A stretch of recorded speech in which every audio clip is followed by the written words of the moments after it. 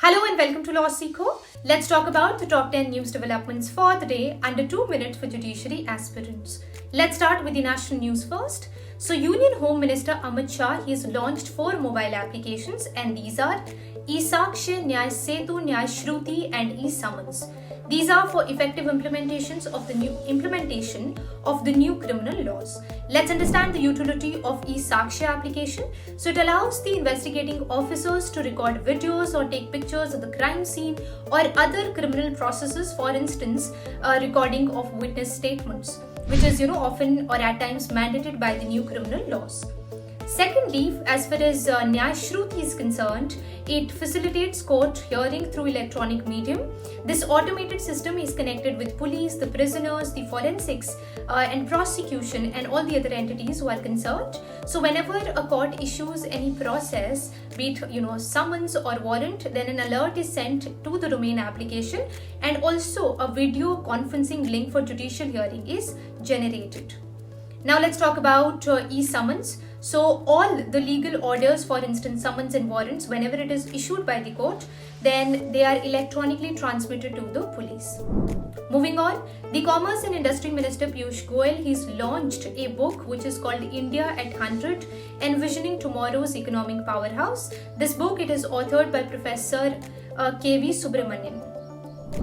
Indian President Draupadi Murmu, she was conferred with the highest civilian award of Fiji, which is called the Order of Fiji. This was conferred upon her by the President of Fiji. Indian President, she is currently on her first ever visit by an Indian head of state to the South Pacific nation. This is a 3-day state visit. Now next, in a boost for indigenous missile capability manufacturing for India, so the Indian Air Force, it has given its clearance to public sector firm which is Bharat Dynamics Limited for the production of 200 Astra Mark 1 air-to-air missiles.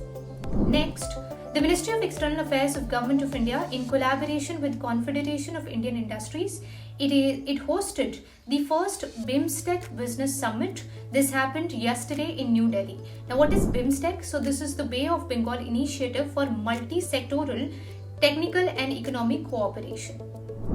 The Union Minister Jyotiraditya Scindia, he inaugurated the Cutting Edge Network Operation Center at the Center for Development of Telematics in Delhi.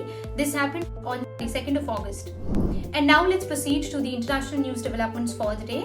So first, let's talk about a trade meeting.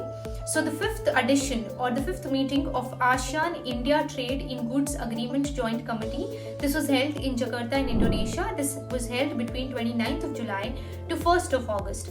Now please understand, ASEAN, it is an important trade partner for India. Why? Because it has about 11% share in India's global trade market. And lastly, US hands over its last military base in Niger to the Nigerian authorities. So that's all we have for the day. Thank you so much for watching. Don't forget to like, share and subscribe. Until we meet again.